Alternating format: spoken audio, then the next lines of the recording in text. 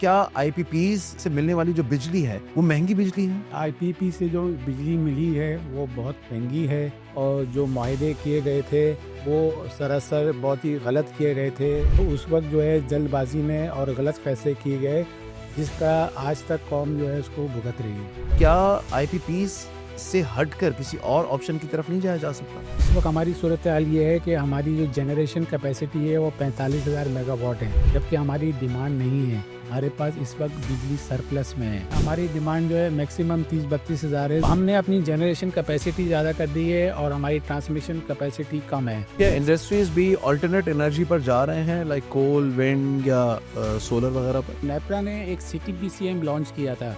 उसमें ये था कि आप बिजली बनाएं, मैं आपसे खरीदूं, कोई मल्टीपल बायर मल्टीपल सेलर। जी। लेकिन उसको भी 5-6 साल हो गए, लेकिन अभी तक उसका जो है उस पर इम्प्लीमेंट नहीं हुआ। गुज़िश्ता 10 सालों में सोलर से अवाम को स्पेसिफिकली ये फायदा हुआ कि उन्होंने जितनी हमारी पैदावारी लागत थी उससे तकरीबन आधा यानी 10,000 मेगावाट वो जनरेट करने लग गए। उसके बाद पॉलिसी आ गई नेट बिलिंग की। तो ये नेट बिलिंग की पॉलिसी क्या कहती है? नेट मीटरिंग की वजह से अरबों रुपए की सरमायाकारी हुई और हुकूमत जो है पॉलिसी को चेंज कर रही है, नेट मीटरिंग की जगह ग्रॉस मीटरिंग कर रही है। तीसरी दुनिया के लिए नेट मीटरिंग गेम चेंजर साबित हो चुका है, ये तय है। जी जी। तो ये यहाँ क्यों नहीं हो सकता? हमारे मुल्क में, पाकिस्तान में ऐसा क्यों नहीं हो सकता? हमारे यहाँ जो पॉलिसियाँ बनती हैं ना, वो लॉन्ग टर्म पॉलिसी भी बनती है। आज से 20-25 साल पहले हमारे यहाँ गैस की शॉर्टेज नहीं थी। CNG स्टेशन खोल दिया गया, उसमें अरबों रुपए की सरमायाकारी हुई। उसके बाद कैप्टिव दोनों सेक्टर को अब जो है तबाह कर दिया गया। अब हम क्या कर रहे हैं? अब हम गैस की जगह RLNG इंपोर्ट कर रहे हैं। RLNG हम इंपोर्ट कर रहे हैं, नेचुरल गैस से महंगी भी है। दूसरा, हम अपना कीमती ज़र मुबादला भी ज़ाया कर रहे हैं।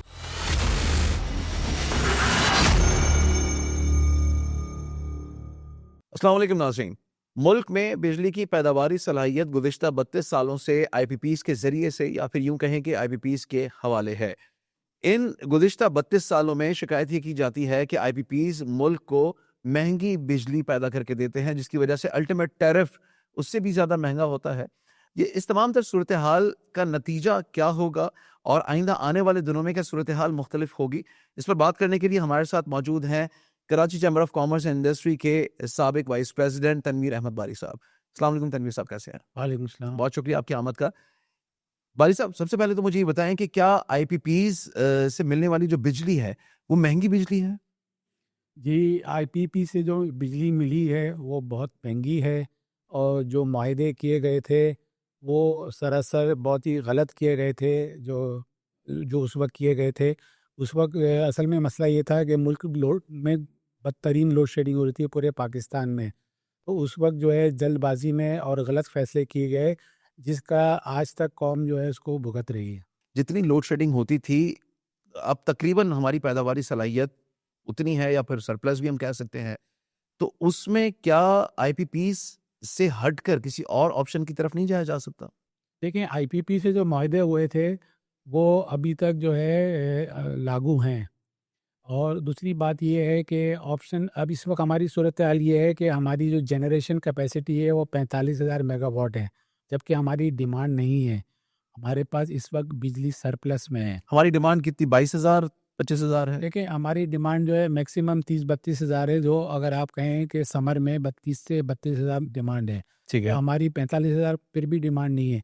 लेकिन हमारी जो ट्रांसमिशन सिस्टम है वो जो है 25 से 28 हज़ार है। मतलब ये है कि हम 45-30 हज़ार या 35 हज़ार जो है मेगावाट जो है एक वक्त में बिजली सप्लाई कर ही नहीं सकते। हमारे पास ट्रांसमिशन सिस्टम ही मौजूद नहीं है। कितना है ट्रांसमिशन सिस्टम? हमारा ट्रांसमिशन सिस्टम जो है 25 से 28 हज़ार तक है, इससे ठीक ज़्यादा नहीं है ठीक है। हमारी। लेकिन जनरेशन कैपेसिटी जो है वो 45,000 मेगावाट है, बल्कि शायद इससे भी थोड़ी ज़्यादा है। ठीक है। तो हमने अपनी जनरेशन कैपेसिटी ज़्यादा कर दी है और हमारी ट्रांसमिशन कैपेसिटी कम है।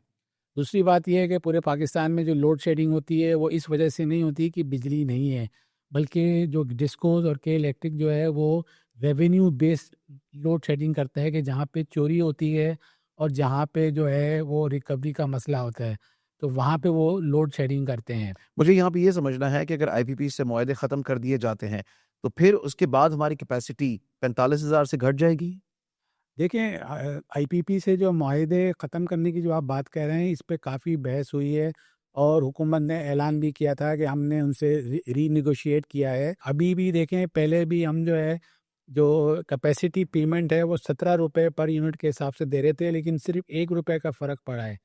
अभी जो एक हियरिंग हुई है जो उसमें ये हमें बताया गया है नेपरा की हियरिंग जी नेपरा की हियरिंग में जो पावर परचेज की हियरिंग हुई है उसमें यही बताया गया है कि 2026 में भी कैपेसिटी पेमेंट जो है 15 से 16 रुपये पर यूनिट के हिसाब से दी जाएगी। इसका मतलब ये हुआ कि जो हमारा जो एवरेज टैरिफ बेस टैरिफ है वो तकरीबन 32 रुपये है और 32 आप इंडस्ट्रियल की बात कर रहे हैं, नहीं नेशनल नेशनल टैरिफ की बात। नेशनल ठीक है, एवरेज टैरिफ ठीक पूरे है। पाकिस्तान का जो नेशनल एवरेज टैरिफ है वो 32 रुपये के आसपास है। ये 2025 में भी था? जी 2025 में भी था और अभी 2026 में भी लगता है कि यही होगा, इससे कम नहीं होगा। तो 32 रुपये में आप ये सोचें कि 16 रुपये यानी 50% जो है वो कैपेसिटी पेमेंट चली जाती है आईपीपीज़ को। इसमें अभी टैक्सेस शामिल नहीं है। इसमें अभी टैक्सेस शामिल नहीं है। देखें 32 रुपये जो है नेपरा जो है वो 32 रुपये जो है एक एवरेज बेस टैरिफ मुकर्रर करती है। उसके बाद जो है वो बिजली है कि किसी को जो है 10 रुपये में जैसे जो है डिस्कोर्स को जिस तरह से वो देते हैं, वो हमारे नाजरीन के लिए ये बता दें कि इंडस्ट्रियल, कमर्शियल और रेजिडेंशियल पर जो उसका इम्पैक्ट पड़ेगा, लेट्स से अगर हम रेजिडेंशियल की बात कर लें, सो पर यूनिट कॉस्ट क्या पड़ेगी? हमारे जो इस वक्त जो यूनिट जो कॉस्ट पड़ रही है उसमें कमी नहीं होगी ना ज़्यादा होगी, जो इस वक्त जो नज़र आ रहा है। मतलब हम जो मिनिमम 22 रुपए तो है, लेकिन वो सुनने में आया है कि 22 रुपये 40 से 45 रुपए तक जाएगी। नहीं, अब अभी तो देखें जो जो इस वक्त टैरिफ चल रहा है ना, जो 32 रुपये जो नेशनल एवरेज बेस टैरिफ है वही तकरीबन वही रहेगा। इस हो सकता है इसमें ये 50 पैसे की या 1 आध रुपए की कमी हो, लेकिन और ज़्यादा नहीं होगी। उसमें ये होता है कि नेपरा जो है एक एवरेज बेस टैरिफ मुकर्रर करता है, उसके बाद जो है वो टैरिफ जो है कमर्शियल, रेजिडेंशियल, इंडस्ट्रियल का अलग-अलग होता है।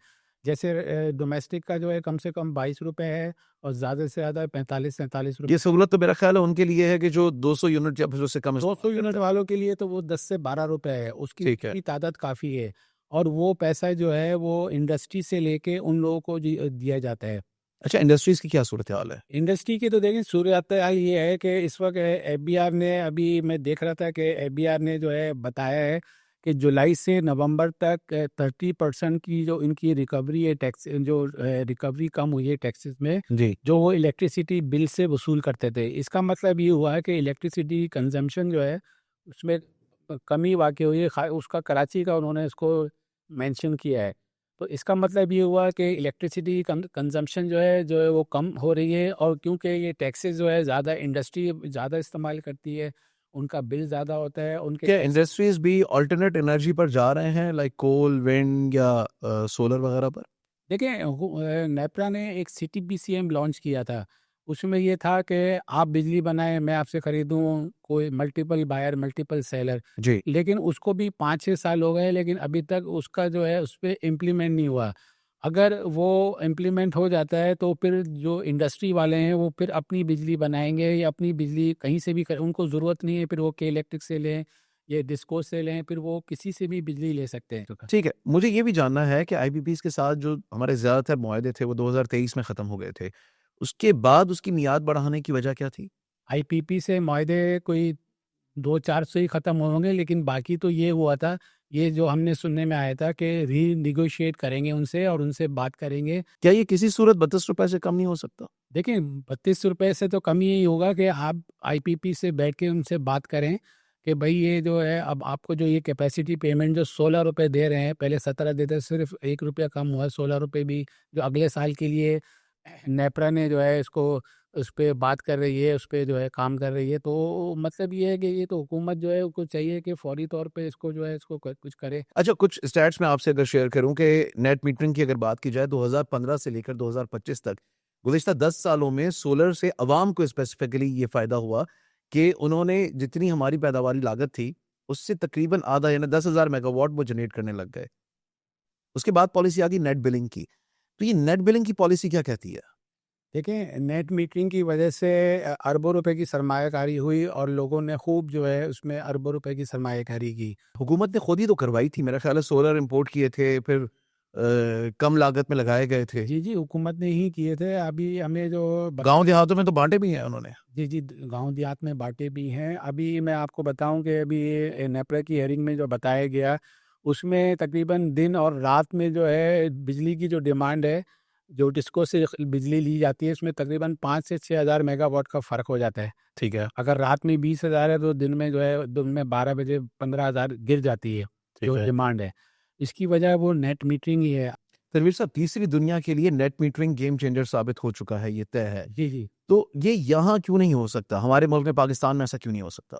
देखिए, हमारे यहाँ जो पॉलिसियाँ बनती हैं ना, वो लॉन्ग टर्म पॉलिसी भी बनती है। मैं आपको एक बात बताऊँ कि आज से 20-25 साल पहले हमारे यहाँ गैस की शॉर्टेज नहीं थी। आपने देखा होगा कि अभी आजकल आपके यहाँ घर में भी रात को जो है गैस नहीं होती, हर घर में गैस नहीं होती, लोड शेडिंग होती है, गैस के प्रेशर का मसला होता है, इंडस्ट्री में गैस का प्रेशर का मसला होता है, ठीक है? तो हमारे यहाँ नहीं होती, तो उस वक़्त जो है ये कहा लोगों को कहा गया कि जी आप इंडस्ट्री को कहा गया कि आप कैप्टिव पावर प्लांट लगाएँ, अपनी गैस से बिजली पैदा करें और खुद बिजली को वो करें। उसके अलावा सीएनजी स्टेशन खोल दिया गया, उसमें अरबों रुपए की सरमायाकारी हुई, उसके बाद कैप्टिव जो है उसको, लेकिन दोनों दोनों सेक्टर को अब जो है तबाह कर दिया गया है। अब कैप्टिव की जो जो गैस है वो 3500 रुपये कर दी गई है और उसके बाद अब उस पे लीवी भी लगा दी गई है कि जी वो आईएमएफ ने कहा है, उसको कैप्टिव का बेड़ा गर्क कर दिया। इसके अलावा सीएनजी का भी बेड़ा गर्क कर दिया और वो जो गैस थी अब वो भी जो है ख़त्म कर दी। अब ये गैस की है कि अब हम क्या कर रहे हैं, अब हम गैस की जगह आरएलएनजी इंपोर्ट कर रहे हैं। आरएलएनजी हम इंपोर्ट कर रहे हैं तो महंगी है, वो नेचुरल गैस से महंगी भी है। दूसरा, हम अपना कीमती ज़र मुबादला भी ज़ाया कर रहे हैं। तो अल्टीमेटली वो कॉस्ट इफेक्टिव नहीं होगी। हाँ, तो ये आप ये देखें ना कि जो भी पॉलिसियाँ अब यही यही देखें कि गवर्नमेंट ने जो है सोलर इंपोर्ट किए, लोगों ने नेट मीटरिंग लगाई, सोलर लगाए, सब कुछ किया, नेट मीटरिंग के कनेक्शन लिए, सस्ती बिजली उनको मिलने शुरू हुई, तो अब गवर्नमेंट फिर पॉलिसी चेंज कर रही है क्योंकि हुकूमत को ये डर है कि ये जो 45,000 मेगावाट जो है वो जो हमने जो जनरेशन है हमारी उसको हम कहाँ लेके जाएंगे। अगर हर आदमी अगर नेट मीटरिंग लगा देगा तो किस तरह से ये काम चलेगा। तो हुकूमत अब फिर पॉलिसी अपनी चेंज कर रही है और इससे होगा कि ये भी जो है जो सोलर जो है या तो फिर लोग बैटरी की तरफ जाएंगे। यहाँ पर वो तमाम मुतबादिल ऑप्शंस क्यों नहीं इस्तेमाल किए जाते? लेट्स से आप कोल की बात करें, हाइडल की बात करें, सोलर या फिर विंड की बात करें, तो यहाँ पर आप चूंकि एनर्जी एक्सपर्ट भी हैं, कौन-कौन से ऑप्शंस हैं जिन पर काम करने की ज़रूरत है? देखिए, सबसे ज़्यादा जो इजी जो है मैं समझता हूँ जो लोग इस पे काम कर सकते हैं वो सोलर पे है। सोलर जो है पूरे पाकिस्तान में आप ये देखें कि हमें जो है जो धूप जो है वो जो 12 महीने ही हमारे तो रहने होती है जी। और गर्मियों में तो काफ़ी शाम तक 7:30 बजे सूरज गुरूब होता है। खास तौर पर कराची जो इंडस्ट्रियल हब है, यहाँ पर तो ज़रूरत है। तो सोलर पे जो है वो हुकूमत जो है वो काम जो है रियायत दे सकती है। अभी आप ये देखें कि जो पिछले साल का जो बजट था उ उसमें हुकूमत ने जो है इस पे टैक्सेस लगा दिए सोलर पे। तो अब इस तरह की जो पॉलिसी है ना, देखें जब आप एक मिसाल है कि हुकूमत सस्ती बिजली नहीं दे सकती, तो कम से कम लोगों को ऐसी रियायतें दे, जिससे लोग जो है वो अपनी सस्ती बिजली खुद बना सके ना। यही मेरा सवाल आपसे है कि ऐसी कौन-सी पॉलिसीज़ हों जिससे अवाम की ज़िंदगी तब्दील हो जाए, या अगर मैं यूँ कह लूँ कि सस्ती बिजली का निज़ाम आपकी नज़र में उसका हल क्या होना चाहिए? ये हल यही होना चाहिए कि जैसे मैंने आपको बताया है कि पिछले जो बजट था, उसमें गवर्नमेंट ने जो है वो सोलर की इंपोर्ट पे जो है टैक्स लगा दिया। पहले वो टैक्स फ्री था, उस पे लगा दिया। ये चीज़ें नहीं होनी चाहिए। उसके अलावा हुकूमत जो ये नेट मीटरिंग की जो पॉलिसी जो बदल रही है, इसको ना बदला जाए। हल बता दें आखिरी। देखिए, हल यही है कि हुकूमत को चाहिए कि स्टेक होल्डर के साथ बैठे और बात करे, चेंबर के साथ बैठे बात करे और जो है वो जो तजावीज़ दें उस पे अमल दरामद करें। बहुत शुक्रिया तनवीर अहमद बारी, साबिक सदर Karachi chamber of commerce and industry, हमारे साथ मौजूद थे और तजिया और तबसरा कर रहे थे आईपीपीज, नेट मीटरिंग और ये जो तमाम तर सूरत हाल मुल्क में बिजली की पैदावारी लागत, उसकी सलाहियत और उसकी तरसील के हवाले से पैदा हुई हुई है, जिसमें अक्सर चमगोइयाँ होती हैं कि महंगी बिजली पैदा की जाती है और आवाम तक महंगी बिजली पहुँचती है, लेकिन उसके साथ साथ जो मुख्तलिफ मुतबादिल ज़राए हैं उस पर भी आज के इस पॉडकास्ट में हमने बात की। आपकी नज़र में, आपकी राय में मुल्क में बिजली का निज़ाम बेहतर करने के लिए क्या हो सकता है, कौन-कौन से ऑप्शंस हुकूमत अपना सकती है, कमेंट सेक्शन में हमें ज़रूर बताइएगा। अपना और अपने प्यारों का ख्याल रखिए। हमें दीजिए इजाज़त। अल्लाह ने के बाद।